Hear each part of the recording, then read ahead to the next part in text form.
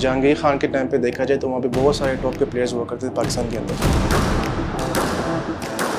महंगाई बहुत ज़्यादा, डॉलर बहुत ऊपर चला गया हुआ, टिकट्स हमारे लिए ख़रीदना बहुत मुश्किल होता है। ओलंपिक्स में मेडल जीतना ये हर प्लेयर का जो है ना एक ख्वाब है।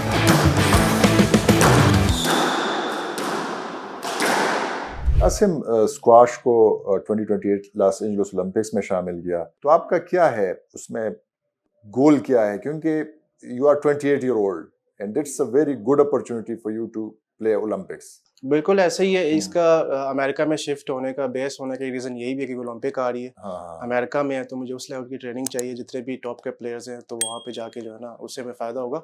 और ये जितना मुझे पता है 32 का ड्रॉ होगा और हर कंट्री से 2 प्लेयर्स जाएंगे और इंशाल्लाह मेरी कोशिश है तब तक मैं नंबर 1 रहूँ और अपनी ट्रेनिंग भी जारी रखूँ अमेरिका के अंदर। और उसके अलावा मेरा ओलंपिक के लिए एक प्लान भी है। ग्रेगरी गुल्टेर शायद उसको जानते हैं, फॉर्मर वर्ल्ड चैंपियन है। तो उनकी एकेडमी है प्राग के अंदर, उनके पास भी काफ़ी टॉप के प्लेयर्स हैं, टॉप 10 के प्लेयर्स भी खेलते हैं गर्ल्स में भी। तो मेरा इंशाल्लाह ताला नेक्स्ट जो प्लान है उनके पास 2-3 महीने लगाने का इस साल के अंदर। कितना एक्सपेंसिव होगा अगर आप उसकी एकेडमी में ट्रेनिंग करोगे? देखिए हमारे लिए एज अ पाकिस्तानी जो जिसके पास सपोर्ट नहीं है तो हमारे लिए बहुत मुश्किल है, तो मुझे उसके लिए सेविंग करनी पड़ती है पहले से ही। तो वो जो प्राग में एकेडमी है उसके लिए मेरे 1 साल पहले का प्लान है, तो उसकी सेविंग जो है ना मेरे 1 साल पहले स्टार्ट हो चुकी थी। तो इंशाल्लाह ताला जैसे ही मेरे पास सेविंग पूरी होगी मुझे लगेगा कि अब मुझे सारा इन्वेस्ट करना चाहिए, तो फिर जो है ना जाया करूँ। ऑब्वियसली वहाँ पे सबसे जो महंगी चीज़ है अकोमोडेशन है, फिर ट्रैवलिंग आपकी, आप ऊबर पे जाओगे, गाड़ी पे आना जाना क्लब के अंदर, फिर खाना पीना आपका हो गया, डाइट हो गई, तो और उसके अलावा कोच की फीस हो गई, कोर्स की फीस हो गई, तो बहुत सारी चीज़ें मिलाकर बहुत बड़ी कीमत बन जाती है। मैं जब स्क्वाश प्लेयर से बात करता हूँ तो वो कहते हैं कि हमारी इनकम जो है एक्सपेंडिचर से बहुत कम है, तो आप कहाँ से सेव कर रहे हो? आप you are employ of SNGPL, जी, जी। उधर से भी कुछ आएगा, लेकिन सेविंग कहाँ से आती है? अभी देखिए, अभी सितंबर में आपको $5,000 मिल गए होंगे, डेफिनेटली वो $28,000 का, ठीक है, जी, जी। उसमें $5,000 आपको मिल गए, लेकिन आपके एक्सपेंसेस भी है, तो किस तरह सेविंग कहाँ से देखिए वो करोगे? कहते हैं ना, जब आप मेहनत करते हो अल्लाह ताला आपके लिए रास्ते ही खोलते हैं। हाँ, तो हाँ, मेरा एक अमेरिका में स्पॉन्सर भी था, खैर वो अब ख़त्म हो चुके हैं, उसकी खैर बात नहीं करते। हाँ, हाँ, उसके अलावा $5,000 मुझे प्राइज़ मनी मिली, फेडरेशन ने थोड़ा सपोर्ट किया, SNGPL ने थोड़ा सपोर्ट किया, तो सेविंग हो जाती है। जो सैलरी है वो ज़्यादातर मेरी सेव होती है। उसके अलावा जो प्राइज़ मनी है वो मेरी नेक्स्ट से नेक्स्ट इवेंट पे जो है ना वो लगती रहती है। तो सेविंग बहुत मुश्किल है, अगर मैं एक्सप्लेन करूँ बहुत टाइम लग जाएगा। लेकिन ये है कि काफ़ी मुश्किलात का सामना करना पड़ता है और इसमें हमेशा जब मैं 2 टूर्नामेंट्स खेलता हूँ उसके बाद गैप लेना पड़ता है, फिर सेविंग करनी पड़ती है, फिर वापस आना पड़ता है, तो इसके लिए भी रैंकिंग काफ़ी स्लो जो है ना आगे इम्प्रूव होती है हमारी। कितनी रकम आपको चाहिए, फर्ज करें 1 ईयर में, अगर आप प्रॉपर इवेंट्स में आप शिरकत भी करो, इससे आपकी रैंकिंग भी बूस्ट होगी, कितनी रकम चाहिए? देखिए अगर आपको पता हो मैं पठान भी हूँ और हाँ, हाँ, पाकिस्तानी भी हाँ, हूँ, हाँ, हम ऑलरेडी बहुत टैलेंटेड होते हैं, ठीक हाँ, है, हाँ, और एक हाँ, जज्बा भी होता है अलग किस्म बिल्कुल, का। तो हमें जो है ना सिर्फ अगर टूर्नामेंट का एक्सपेंस दिया जाए ना, जैसे कि टिकट होगी, फिर हाँ, वहाँ पे हाँ, कॉम्पिटिशन होगी, ये 2 चीज़ें बहुत इंपॉर्टेंट है, क्योंकि आजकल महंगाई बहुत ज़्यादा, डॉलर बहुत ऊपर चला गया हुआ है, तो टिकट्स हमारे लिए खरीदना बहुत मुश्किल होता है। तो एक टूर्नामेंट पे जो अगर कहीं पे इंग्लैंड जाते हैं, मलेशिया या अमेरिका, तो मैक्सिमम 3 लाख से 5 लाख की टिकट आती है। तो सिर्फ इतना हमारे लिए हो जाए तो मेरे ख्याल से ये इनफ है। अच्छा, इसके अलावा क्या हर्डल्स आपने फेस किए?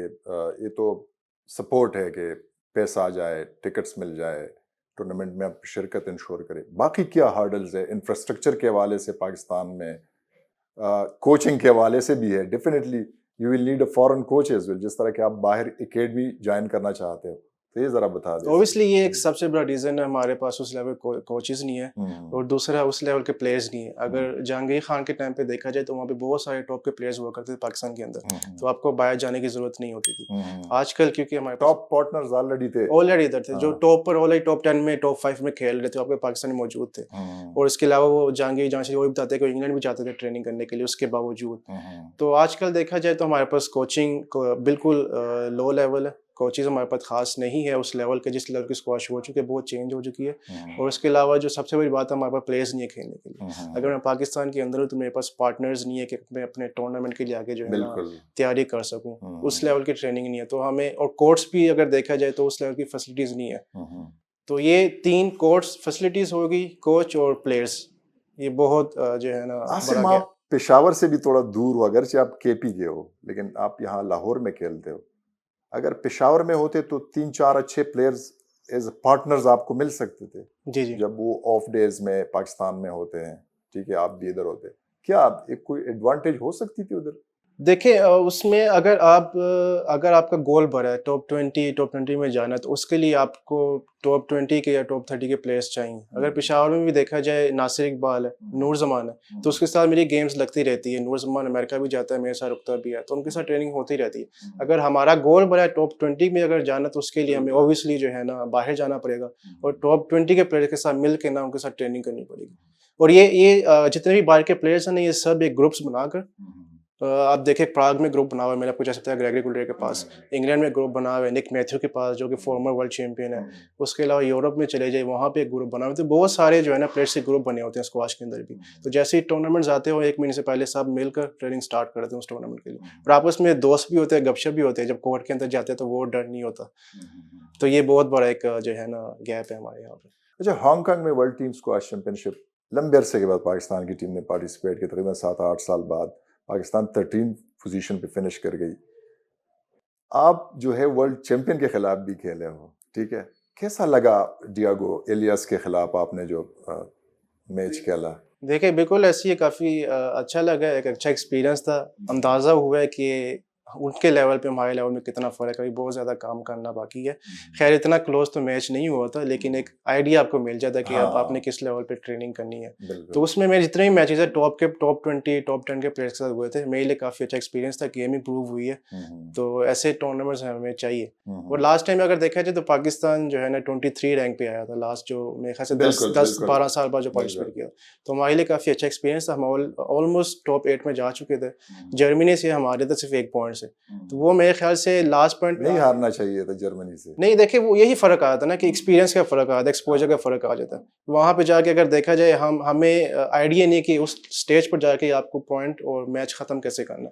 तो यही एक वो होता है कि आप बाहर जाके जब ट्रेनिंग करते हैं ना, जब टॉप प्लेयर के साथ, तो आपको पता होता है कि यहाँ पे जाके वो कहाँ वीक होगा, कहाँ मिस्टेक करेगा, तो आपके लिए ईजी हो जाता है। लेकिन पॉजिटिव पॉइंट मुझे जो नज़र आया उसमें ये था कि हांगकांग के 2 आप लोगों से अच्छे बेहतर रैंक वाले प्लेयर थे, उसको आपने हराया। देखिए उन्होंने टॉप 6 में एंड किया है और हम 13 में हैं, तो हमने उनको उन्हीं के होम ग्राउंड में जाके अपसेट किया है। तो ये हमारे लिए बहुत बड़ी जीत थी। हाँ, वुमेन स्क्वाश बहुत डाउन नजर आ रहा है। एक टाइम था मारिया तूर खेल रही थी, उस वक्त बड़ा लाइमलाइट में था कि देखे पाकिस्तान में वुमेन स्क्वाश भी ऊपर जा रहा है। जी जी। अभी कोई खास नजर आजकल वुमेन्स में अगर देखा जाए टूर्नामेंट्स भी बहुत कम होते हैं, मेरे ख्याल से होते ही नहीं है, मेंस के भी नहीं होते।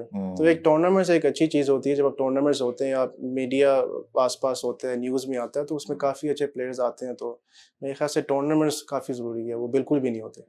तो वुमेन्स के लिए यहाँ पे तो कोई फ्यूचर ही नहीं है स्क्वाश के अंदर। हाँ, अगर बाहर बिल्कुल भी नहीं, क्योंकि टूर्नामेंट्स है ही नहीं ना।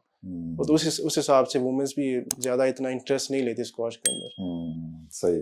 कौन सी रिकॉर्ड आप बनाना चाहते हो before getting good by two squash? देखिए, ओलंपिक्स में मेडल जीतना ये हर प्लेयर का जो है ना एक ख्वाब है। जैसे अभी ओलंपिक स्क्वाश में आ गई है, तो स्क्वाश ओलंपिक में आ गई है, तो मेरी ख्वाहिश ये है कि जिसना रिटायरमेंट ले तो उससे पहले ओलंपिक में मेडल। मतलब है कि नेक्स्ट 4 इयर्स वेरी इंपॉर्टेंट।